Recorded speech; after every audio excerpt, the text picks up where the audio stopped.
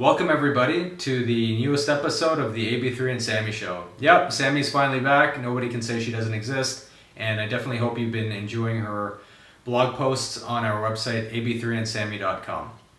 So here we are another week, and I wanted to address a topic this week that's been in the media a lot over the last few years, and we're seeing a lot more of these days. And this has to do with something called Commitment-Phobia.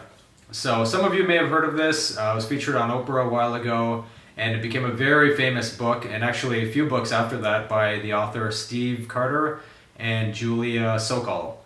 I read this book maybe 4 or 5 years ago, and it was a fantastic book to read. It read really well. I highly recommend it for a lot of you girls out there that are having a hard time finding guys, or that keeps going into relationships. Relationships fall apart for the same reasons all the time, and you just can't seem to get a guy to commit. So this book will probably shed a lot of light on your situation, and you'll probably see a lot of yourself in this book, believe it or not. I know I saw a lot of myself in this book as one of the guys that was always commitment-phobic. So let me talk a little bit about what a commitment-phobe is before we get into it. Because ultimately what I want to do today is discuss with you signs to look for to gauge whether or not you're with a commitment-phobic guy. So first of all, what is a commitment-phobe? It's pretty self-evident. The term was coined by these two authors, and a commitment-phobe is basically somebody that is afraid of commitment, that has some sort of phobia to it, and they're fairly easy to recognize, and we'll get into a few of those points in a bit. But that's pretty much what a commitment-phobe is. He's afraid of commitment. He or she's afraid of some sort of long-term commitment where they feel like they can't get out of it. So like I'm saying, this doesn't just apply to men, this applies to a lot of women as well. But in the bulk, the majority of this seems to apply to guys, so you'll be hearing me say he a lot instead of she in this one occasion. I'm not being sexist. Now, why you need to avoid this type of guy? Well, the reason is because a lot of you girls out there are trying to find a guy, most of the time for a long-term commitment, hopefully over time, even a marriage. So if you're looking for that, you're not going to get it with a commitment-phobic guy. Or if you do get married, it's not going to last long. So the reason it's really important to be able to identify this type of person is so that you don't have to invest your time and emotions into this person who's ultimately probably going to leave you at some point anyway through no fault of your own. So that's why it's really important to be able to pick these people out, because the equation of who they are is very simple and very obvious. So it's not like you have to spend a hell of a lot of time trying to figure out what exactly a commitment phobe is and how long is it going to take me to figure the guy out. You can see it right away. Finally, the other thing I want to mention to you guys before we get into it is why you shouldn't change them. A lot of girls love to find a guy that they can work on, a project, if you will. I want to change this guy. I know he's got this issue or that issue, but I'm confident our love will overcome, and he's a project I can work on and I can change him. He's a great guy. He probably could be a great guy. I'm not saying he's not. It's just he's probably not likely to change for you in terms of committing to you. There is just a fear built into this guy through whatever has happened to him in the past that gives him this fight or flight response to the fear of, something more long-term happening. To tell you the truth, and I speak to you as a reformed commitment phobe myself, when we're in that zone of not wanting to commit, we act in ways that we don't even know we're acting. You may even want to say we're temporarily insane, if you will. Fortunately, that doesn't mean we kill anybody, but we do start acting in bizarre ways where we're pushing you away as girls, and we're trying to figure out ways of getting out of the relationship to justify our own imagination of how the earth's about to end if we commit to you. So I'm going to give you a few points.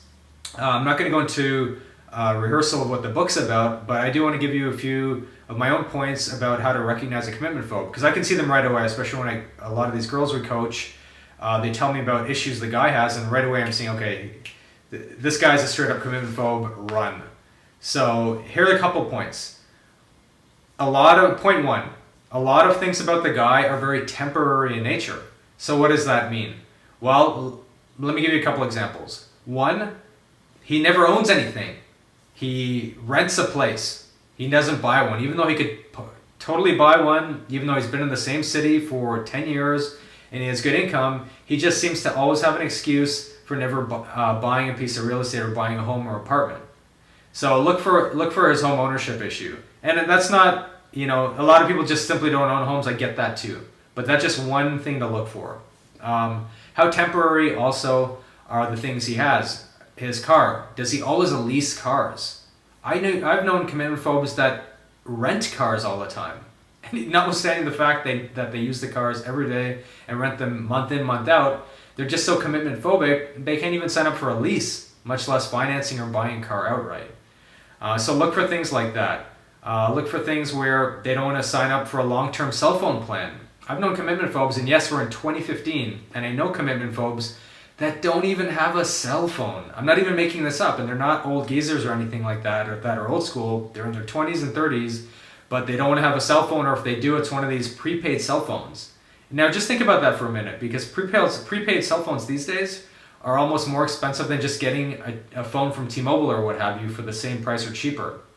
Additionally, another commitment phobic guy I know, I'm not even making this up, every week, pardon me, I'm exaggerating, every month he changes cell phones. He gets a new number. I swear to God, I got so sick and tired of it. I don't even know what any of his numbers are anymore because I stopped keeping track and I stopped updating my own phone records with his new cell phone number. And no, he's not running from the police or anybody. He's just such a commitment phobic guy, he tends to always get a new cell phone. This is part of the mentality. It's not that you can't commit to just the girl or a relationship. They can't commit to most anything. Other examples are businesses. Are they always in and out of different businesses? Or are they always in and out of different jobs? These people can't commit to a single job. They always have some excuse as to why they can't stick with one thing for a long time. And guess what? If you stick around with these guys, you're about to be something else they're not going to stick around with. So that's my first point. Look for the fleeting or temporary nature of other aspects of their life, because you may be very well becoming one of those temporary aspects if you're not careful. Second point is they get hot and heavy really quick. Now, I know tons of guys get hot and heavy on you girls really quick, and you know, you go through fast forward, everybody's lovey-dovey, and yes, we do call that the honeymoon stage in many instances. Nothing wrong with that. But there is something very germane to the commitment phobic guy where he will get hot and heavy on you, and then very quickly that interest, once it's reciprocated by you, once he's conquered the affection from you, and you show it back to him, he's going to bounce really quick. He's conquered it, and now that the threat of a commitment from you is looming by you reciprocating his feelings, he gets panicky. Whether he does it overtly or is it just an internal struggle, he's going to run. So be careful about these guys. And even outside of this subject today of commitment phobia, a lot of these guys in general, if they're coming on hot and heavy, that's fine. I mean, it's part of the mating process. But you should also take your time to a degree as well, because I heard a real story recently where one girl moved in with a guy after a week and a half of dating, and she gave up her place, and I just think this thing spells disaster all over it. I hope it doesn't. She seems like a good guy. She's a great girl. But in any event, like I was telling her, love him or not, there's never any rush to move in with somebody, in most cases. Anyways, I'm getting off on a tangent. Third point, look for his relationship history. You always see this on Patty Stanger's Millionaire Matchmaker. You know, how long was your last relationship, or how long has your longest relationship ever been? This will shed a lot of light on what kind of guy this is. If he has a history of long relationships, you can feel comforted. When he comes up with his excuse or reason why it didn't work out, you can evaluate it based on what you think is right and if you believe him. But when you have a guy that 5 years have passed and he's some good-looking guy with a lot going on in his life, a lot of positive things, and he says, well, I haven't been in a relationship for 5 years, you better be on a little bit of red alert. It's not that hard to find somebody. So if they haven't been in a relationship in that long, or in addition to that, if they say, well, most of my relationships have just been a couple of weeks or a couple of months, and the guy's like 40, there got to be some issues. Why? He can't commit again. Because usually once you get into a certain part of 6 months and beyond, there's definitely commitment there. So if a guy's always running every time a few months pass and the relationship's steady, be careful with those guys that just don't have that history. It's kind of like a credit score, right? Except for relationships. Point number 4, he avoids talking to you about long-term plans. Now, that's not to say you girls should bring up after the 3rd date whether you're going to have kids or not, or, when are we moving in, or what do you think about getting married? I mean, you guys have to not look crazy as well when you're dating these guys, right? Because even the average guy will get pushed away by a girl that wants to fast forward the relationship, or make a guy commit to things when he doesn't even know you well. But definitely look for getting to talk about long-term things with a guy once a certain amount of period has passed. How much time that is really depends on the progression of your personal relationship and with your age. People in their late 40s, they may talk about long-term commitment a lot quicker than somebody in their early 20s because they've been through the games already, they already know what they're looking for, and they're not just there to date. So do look for the subject of long-term plans after it's appropriate to do so, but also gauge his reaction. What's his reaction to talking about long-term plans? Does he get really queasy? Does he always change the subject, scope shift? Is he always flighty about those things? If he's doing that at the beginning, okay, I get that. But if you've been dating the guy for a year and he refuses to talk about ever getting married, or if he refuses to ever talk about ever moving in together after 1, 2, 3 years, you're dating a commitment phobe, sorry to say, or if not a commitment phobe, he's not really looking down the marriage or long-term path with you. Now, before this video gets too long, I'm going to have one more point for you. And this kind of relates to the first one, and that is the guy moves around a lot. I know a lot of commitment phobes that every 2 years they're moving city to city to city. I don't just mean in the same city, they literally change states. I knew one guy in law school who went from where he lived in Missouri to Orange County, and then after Orange County he decided the air quality may not be good enough for him and the female dating pool wasn't good enough, so he then moved back to the East Coast. I think he went to Boston. After Boston, I think he moved back to Missouri. He wrote 2 more bar exams, if I'm not mistaken, and I don't even know his phone number anymore. And to tell you the truth, he doesn't even have a Facebook or Google Plus profile or anything. He's a ghost.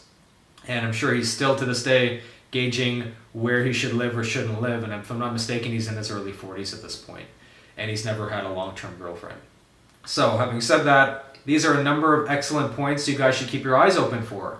Look for guys like this, and please don't try to be the female knight in shining armor to save the guy. To change a guy like this, you know, it's going to take a lot more than just you threatening to leave him. You threatening to leave him may make him, you know, wake up a little bit and say, no, baby, don't leave, don't leave. He's going to leave at some point, and it's not going to work out well for you. What triggers these things could be a lot of other things that have happened in his past. We're not going to get into that here. I really just wanted to give you guys a brief synopsis of what to look for, so you guys don't find yourself with a broken heart wondering what you did wrong, because often you didn't do anything wrong. It's an internal struggle he's dealing with, and he has this involuntary reaction to loving you and to you loving him to the extent that he takes off. So that is a commitment phobe. Watch out for them. You're looking at a retired commitment phobe. I'm glad to say I got over my issues once I woke up to my behavior, and there was a light at the end of the tunnel. And no, it wasn't one girl that changed me. I had to change from within. So for all you ladies out there, take a look at the guy you're looking at. If you're wondering why, the guy you're with, because if you're wondering why he just won't commit to you, start looking at the other areas of life. Is he able to commit to these other areas? And if he just can't do it, don't be surprised that he's not able to commit to you either. And try to move on before you really get your heart broken. Thanks a lot for listening today. Tune in the next few days for more videos, and do add us on Google+, and please feel free to keep visiting our blog. Thanks a lot. Have a great day.